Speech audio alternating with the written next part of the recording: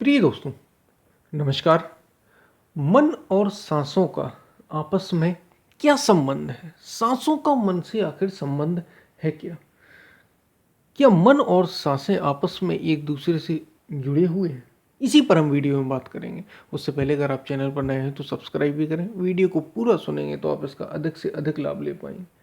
पसंद आए तो शेयर ज़रूर करें, शेयर करना ना भूलें। हम चलते अपने वीडियो की तरफ।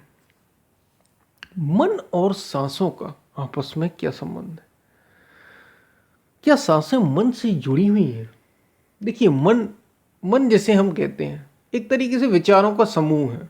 एक के बाद एक विचार, एक के बाद एक विचार हमारे मन में आता ही रहता है।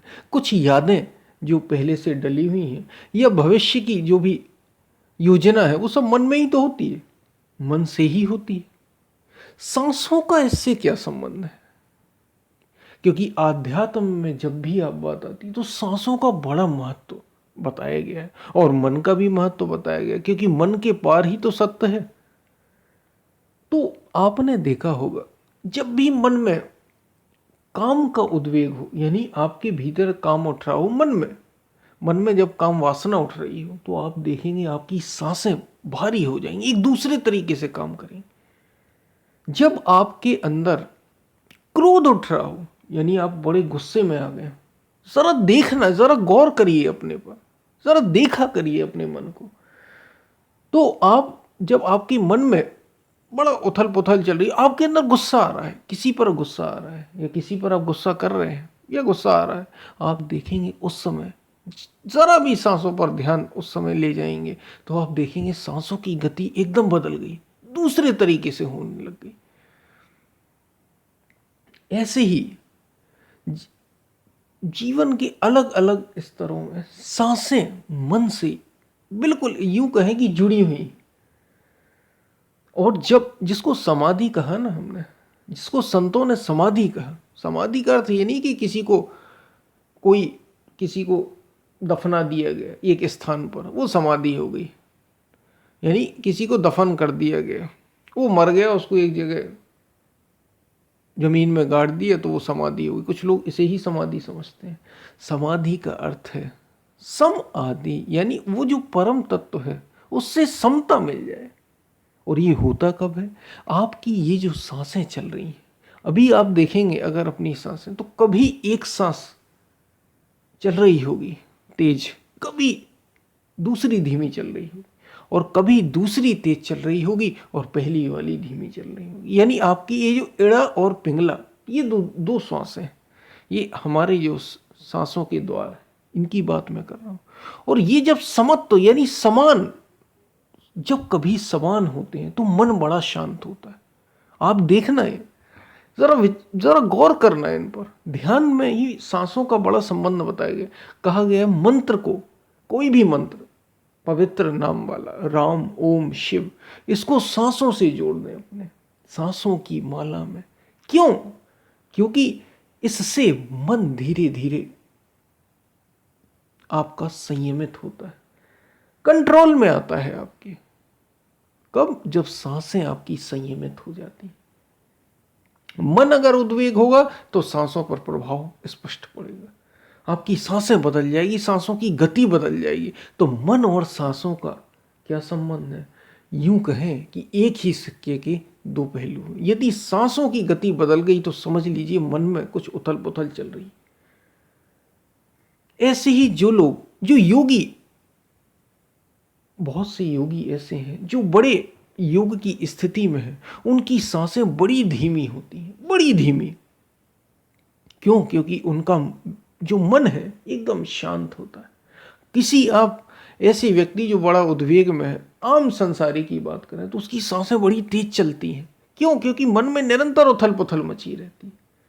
तो मन और सांसों का बड़ा गहरा संबंध है। ये सांसें अगर समत्व को प्राप्त हो गई, इसी को समाधि का, तो इड़ा और पिंगला और सुषुम्ना, इड़ा और पिंगला ये सांसों के जो हमारे दो द्वार हैं, एक इड़ा है और एक पिंगला। दाएं तरफ वाला इड़ा पुरुषों में और बाएं तरफ वाला पिंगला स्त्रियों में, ठीक इसकी विपरीत कहा जाता है। और सुषुम्ना यानी ये दो नाड़ियां कही गई योग विज्ञान में। और सुषुम्ना कहा जहां ऊर्जा, जब समत्व, ये दोनों सांसें इड़ा और पिंगला सम हो जाए। याद रखिए ये ऐसे करने से नहीं होती, ये तो ध्यान से मिलती है। वही कहा मंत्र का सुमिरन। आप धीरे धीरे नाम को जपना शुरू करें। पहले वाणी से वेखरी, मध्यमा, पश्यंती और परा, ऐसी 4 प्रकार की वाणियां हैं। पश्यंती में आप सांसों पर, ये जो आपकी सांसें चल रही, सांस भीतर आती है तो ओम, सांस बाहर जाती है तो ओम, ऐसे मंत्र का उच्चारण धीरे धीरे, ये मंत्र इन सांसों में जागृत हो जाएगा और फिर आपको मन को रोकने में सहायता मिल जाएगी। इससे जब ये समाप्त होता है तो सुषुम्ना में ऊर्जा प्रवेश कर जाती है, तो सुषुम्ना जागृत होती है।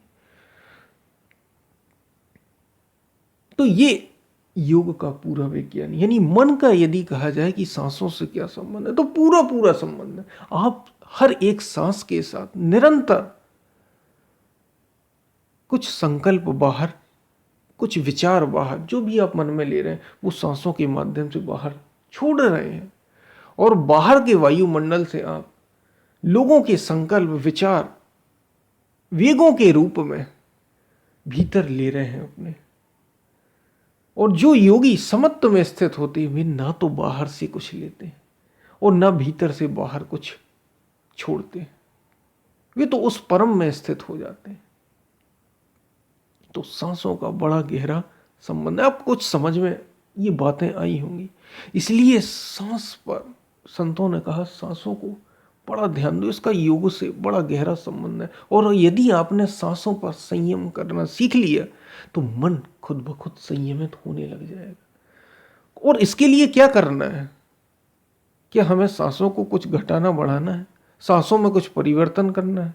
कुछ भी नहीं करना, केवल और केवल गौर करना है, साधना करनी है, अपने को साधना है, अपने मन को संयमित करना है। सांसें संयमित होने लगी, केवल और केवल ध्यान देना है सांसों, मन पर साधना करनी, संयम करना।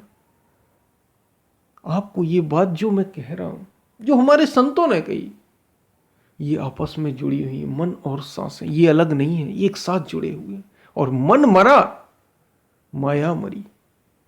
सांसें जैसे ही समत्व को प्राप्त होती हैं, सांसें सम हुई, इड़ा और पिंगला दोनों सधी, तो समत्व में स्थिति मिल जाती है, समाधि में स्थिति मिल जाती है, परम तत्व से एकाकार हो जाता है।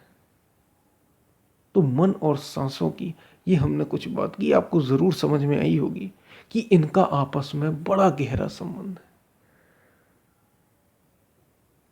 हम फिर मिलते हैं, तब तक के लिए धन्यवाद।